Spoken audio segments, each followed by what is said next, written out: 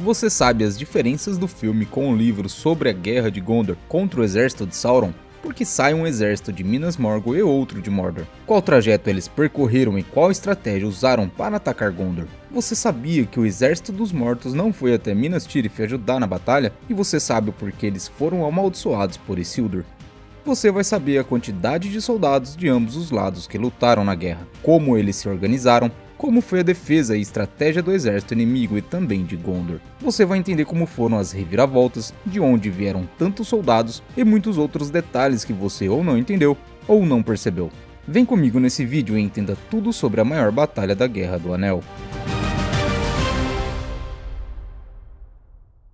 Esse vídeo vai te dar uma outra visão da Batalha dos Campos de Pelennor, da cidade de Minas Tirith e de tudo que você já viu nos filmes e também nos livros. Vou mostrar detalhes de toda a guerra conforme está nos livros, então você verá que é um pouco diferente do filme O Retorno do Rei. Mas antes, vamos relembrar como foi a batalha no filme. Após a grande vitória dos homens na batalha no Forte da Trombeta e a destruição de Isengard, Pippin pega o Palantir e vê que Minas Tirith seria o próximo alvo de Sauron, pois a existência de Aragorn foi revelada e o Lorde Sombrio teme qualquer chance de vitória dos homens. Gandalf e Pippin vão para Minas Tirith, enquanto Aragorn fica em Rohan. A sombra negra de Sauron passou a cobrir a Terra-média para que seu exército pudesse marchar sem problemas, já que a maioria deles tem dificuldades em caminhar sob a luz do sol.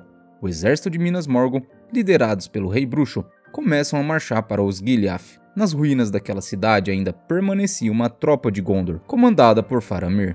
O exército maligno de Morgul atravessou silenciosamente o rio Anduin, de um lado da cidade de Osgiliath para o outro, em barcaças e tomaram o outro lado da cidade, forçando Faramir e seus soldados a recuar para Minas Tirith.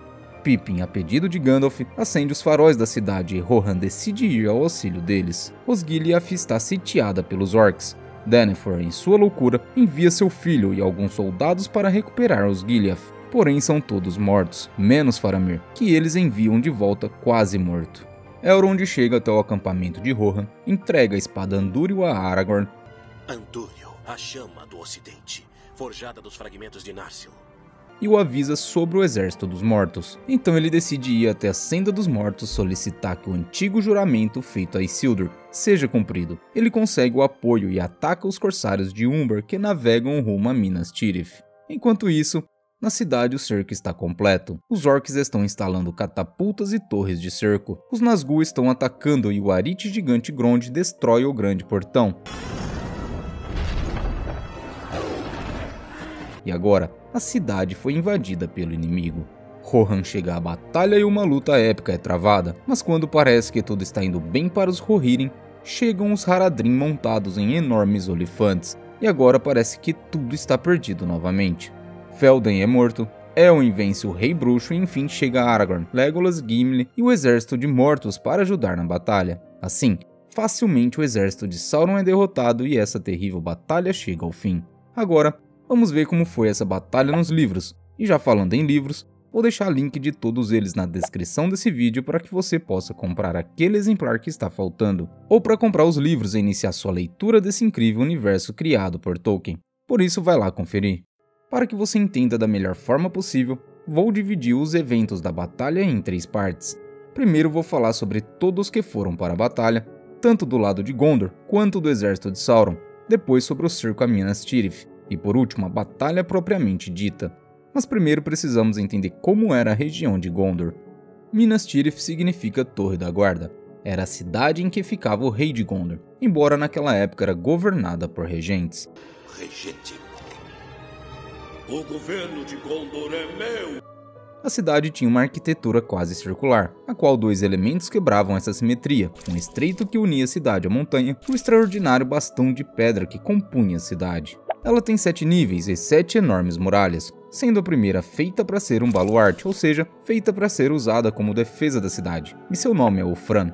Essas 7 muralhas e mais a Torre Branca de Equifelion totalizavam mais de 12 quilômetros de altura. Os 6 primeiros níveis são chamados de Colina da Guarda. Alguns lugares de extrema importância nesses níveis estão as casas de cura, os estábulos e os grandes portões. No último nível fica a Cidadela, onde está a casa do rei, e nela fica o salão de banquetes onde Denethor se lambuza de tomates. Nesse nível ficam também a Praça da Fonte a Árvore Branca e em seu centro a Torre Branca.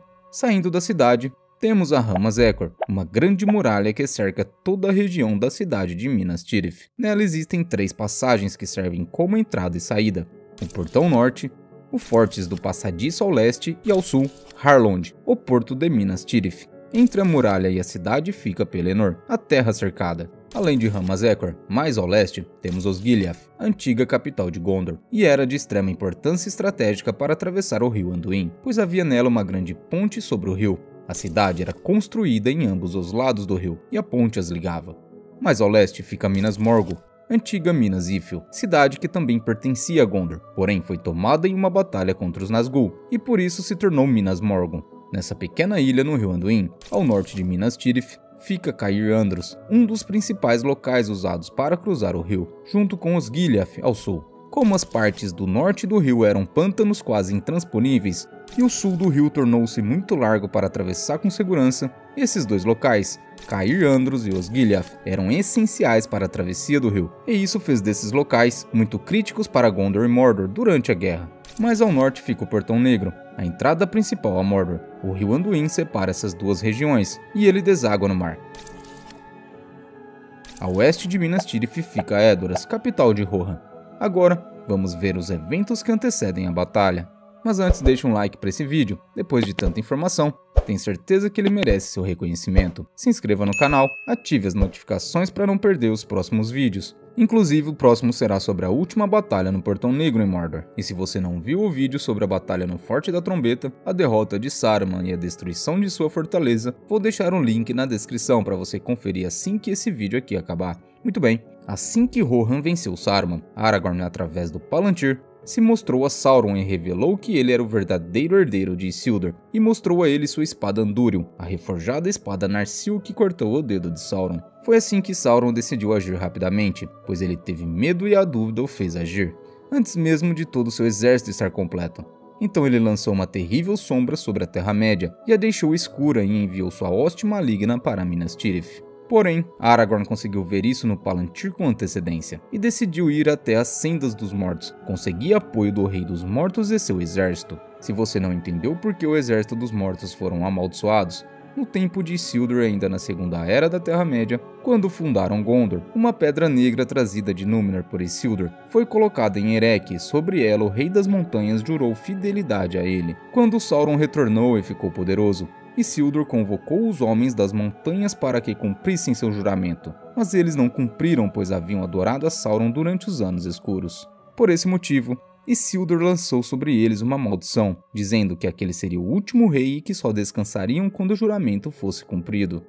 Após a vitória dos Rohirrim no Abismo de Helm e a destruição de Isengard, 30 homens do norte, os Dúnedain do norte, juntos com os 2 filhos de Elrond, Eladan e Eorohir, se encontraram em Rohan com Aragorn e os Rohirrim. Aragorn, Legolas, Gimli, os 30 Dúnedain e os 2 filhos de Elrond foram para as Sendas dos Mortos, e lá conseguiram o apoio deles para ir até Pelargir, cidade portuária de Gondor. Denethor enviou um mensageiro até o rei Felden para que ajudasse na defesa de Minas Tirith. O rei concordou que iria em seu auxílio no próximo dia, até que a concentração dos cavaleiros de Rohan estivesse finalizada, pois sua força militar estava muito dispersa, e o próximo dia era o dia marcado a se reagrupar. Com isso finalizado, partiriam para Minas Tirith e no mínimo 6.000 cavalgariam ao seu lado para a batalha. Porém, devido à distância, demorariam pelo menos uma semana para chegar. Minas Tirith recebeu o apoio de todas as regiões de Gondor. Eram poucos soldados, mas já era alguma coisa. Esses foram os reforços que chegaram em Minas Tirith antes que a guerra começasse. 300 homens do Vale do Ringló, seu capitão era Dervorin, 500 arqueiros de Morfond, comandados por Duinhir. De Anfalas foram 150 homens, e seu capitão era Golasgil. Aproximadamente 50 montanheses de Lamedon, sem um capitão, 100 pescadores do Efir, também sem capitão. Das Colinas Verdes de Pinaf-Gelen foram 300 homens vestidos de verde, comandados por Hirluin, o Belo, e por último, o mais altivo, Inrahil, príncipe de Dol Amroth, comandando uma companhia de cavaleiros e mais 700 soldados a pé. Todo esse reforço não chegava a 3.000 homens. Em Minas Tirith, seu exército era de 2.000 homens. Então estipula-se que Gondor, inicialmente, se defendeu com aproximadamente 5.000 homens. Para deixar mais claro, Aragorn cavalgava para Pelargir, junto com os Dúnedain, Legolas, Gimli e o Exército dos Mortos.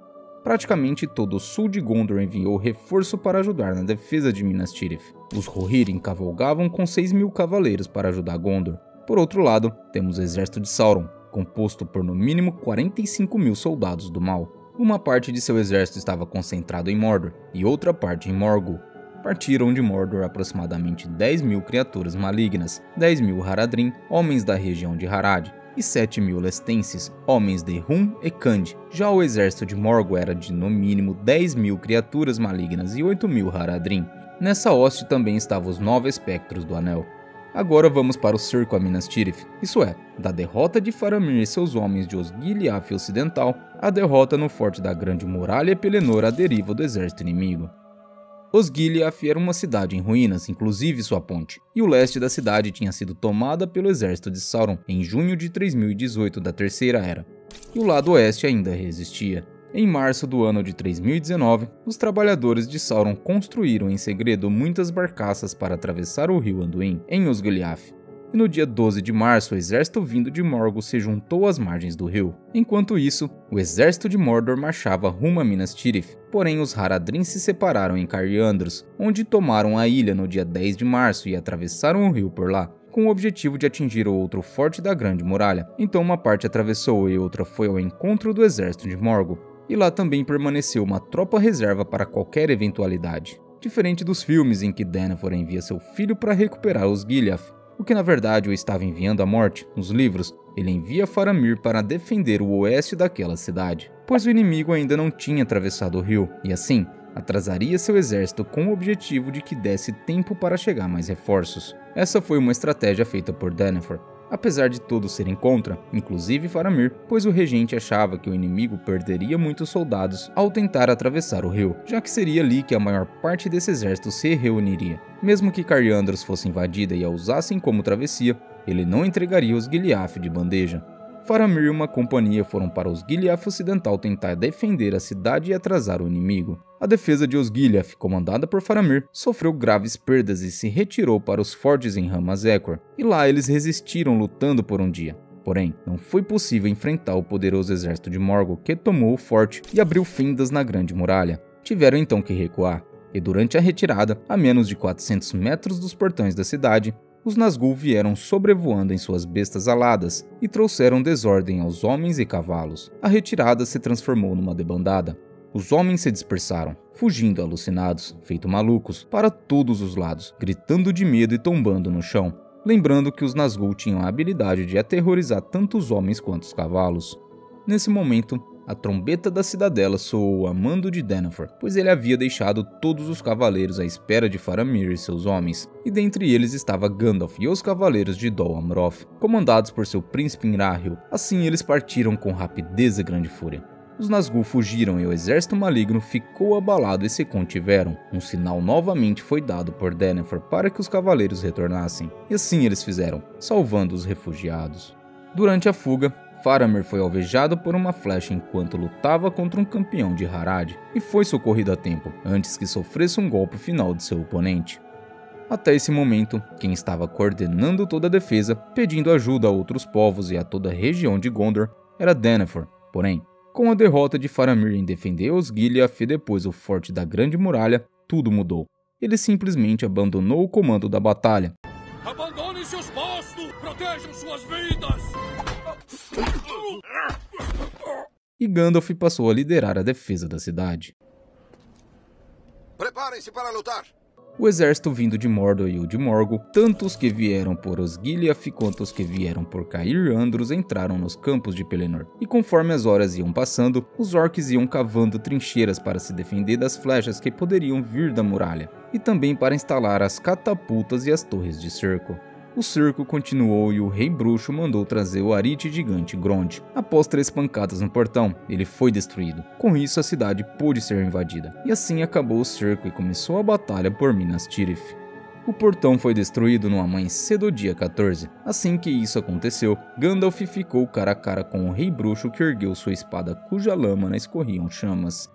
Nesse exato momento, sons de muitas trombetas ecoaram num clangor alucinado. Rohan finalmente chegara. Quando os Rohirrim chegaram, Felden dividiu seus cavaleiros em 3 grupos, Elfhelm para a direita em direção às torres de cerco, Grimbold para a esquerda. Ele e Elmer foram no meio, e o rei ultrapassou a todos, galopando na frente em direção aos seus inimigos. E assim está escrito em O Retorno do Rei. Felden parecia um condenado à morte, ou então a fúria da batalha de seus antepassados corria como um fogo novo em suas veias, e ele ia montado em Snaumana como um deus antigo, talvez mesmo como Orome, o Grande, na Batalha dos Valar, quando o mundo era jovem. Os cavaleiros de Rohan estavam vencendo o inimigo. O rei Felden venceu o mais forte dos Haradrim. Orcs e sulistas fugiam do terror causados pelos Rohirrim, mas chegou o rei bruxo e os cavalos ficaram ariscos com o feiticeiro. Snaumana, o cavalo de Felden foi atingido pela lâmina da espada do Nazgûl e caiu sobre o rei de Rohan. O rei bruxo que estava montado em sua besta alada enfrentou Elwyn e foi derrotado assim que Merry enfiou a espada na perna do Nazgûl, e Elwyn finalizou o ataque enfiando a espada na cara do terrível e mais forte espectro do Anel. O rei de Rohan morreu. Um grande estrondo se ouviu ao longe. Eram as tropas reservas do inimigo que vinham de Osgiliath. Do sul vinham os Haradrim divididos em 3 grupos, o primeiro composto por infantaria, atrás os cavaleiros e por último os olifantes. Sob a liderança de Elmer, os Rohirrim avançavam, e da cidade, sob a liderança do príncipe Inráhil, todos os homens de Gondor foram para a batalha nos campos de Pelennor. Quando Elmer chegou onde seu rei fora morto e o viu no chão, lágrimas escorriam de seus olhos, e assim ele disse a seus homens: "Não chorem demais, foi um forte quem caiu, foi digno seu fim. Erguida sua tomba, mulheres chorarão, agora a guerra chama." Sem pensar 2 vezes, Elmer saiu cavalgando ferozmente para cima do grande exército dos Haradrim, tocando sua corneta e gritando para que começassem o ataque. Sua voz ecoou. Os Rohirrim avançavam cada vez mais rápido e uma sombria e terrível batalha foi travada. Os homens de Gondor chegaram ao auxílio dos Rohirrim, mas o exército do inimigo era terrível e muito numeroso. O barulho da batalha se tornou horrendo, as espadas se chocavam, homens gritavam, cavalos relinchavam, olifantes urravam. O furioso ataque de Elmer obteve sucesso até certo ponto. Os Rohirrim conseguiram derrotar tanto a infantaria quanto a cavalaria inimiga. Mas quando chegaram nos olifantes, os cavalos não passavam, e os gigantes animais permaneciam invictos. Após conseguir o apoio do Rei dos Mortos, cavalgaram até a cidade portuária de Pelargir. No caminho conseguiram mais reforços para ir até Minas Tirith e ajudar na batalha. Quando chegaram em Pelargir, 50 grandes navios e inúmeras embarcações menores estavam lá. Eram homens de Umbar, conhecidos como os Corsários de Umbar. Eles sairiam de Pelargir e navegariam pelo rio Anduin até Harlond, o porto de Minas Tirith. Os Corsários de Umbar foram vencidos pelo exército dos mortos, e lá mesmo em Pelargir, Aragorn os libertou da maldição e desapareceram. Aragorn, Legolas, Gimli, os Dúnedain e uma grande tropa vinda de Elebenin, Lamedon e Feudos do Sul embarcaram nos navios de Umbar e navegaram para Minas Tirith. Enquanto a batalha estava terrível nos campos de Pelennor, os Rohirrim e homens de Gondor passavam apurados na luta e a derrota era iminente. Os navios aportam em Harlond e toda a ajuda que Gondor precisava desembarca para ajudar na batalha. A luta ainda continuou terrível durante todo aquele dia 15 de março, pois os Haradrim eram destemidos, obstinados e muito cruéis. Mas Elmer liderou um ataque do norte, Inráhil do oeste e Aragorn do sul, e o grande exército inimigo foi cercado. Enfim o sol se pôs, a noite chegou, e também o fim da batalha. Nenhum inimigo permaneceu vivo dentro dos campos de Pelennor. Poucos conseguiram fugir para Morgul ou Mordor, mas à terra dos Haradrim chegaram apenas histórias e rumor da ira e do terror de Gondor. Essa foi a maior e mais terrível batalha da Terceira Era e da Guerra do Anel. Aragorn, Elmer e o príncipe Inráhil estavam ilesos no final da batalha. Eram grandes em habilidades e o poder de seus braços incontroláveis. Na hora de sua ira, poucos tinham a ousadia de resistir a eles ou encará-los. Porém, muitos outros homens renomados ou desconhecidos, capitães ou soldados, jaziam mortos, mutilados ou feridos. Apesar da coragem, heroísmo de muitos, grandes e pequenos, é uma história difícil de ser lembrada de tão terrível e horrenda que ela foi. Esse é o vídeo de hoje, espero que tenha gostado. Veja o vídeo sobre a batalha no Abismo de Helm se você não viu, e confira os links dos livros na descrição. Vou ficando por aqui, obrigado por sua audiência e até o próximo vídeo.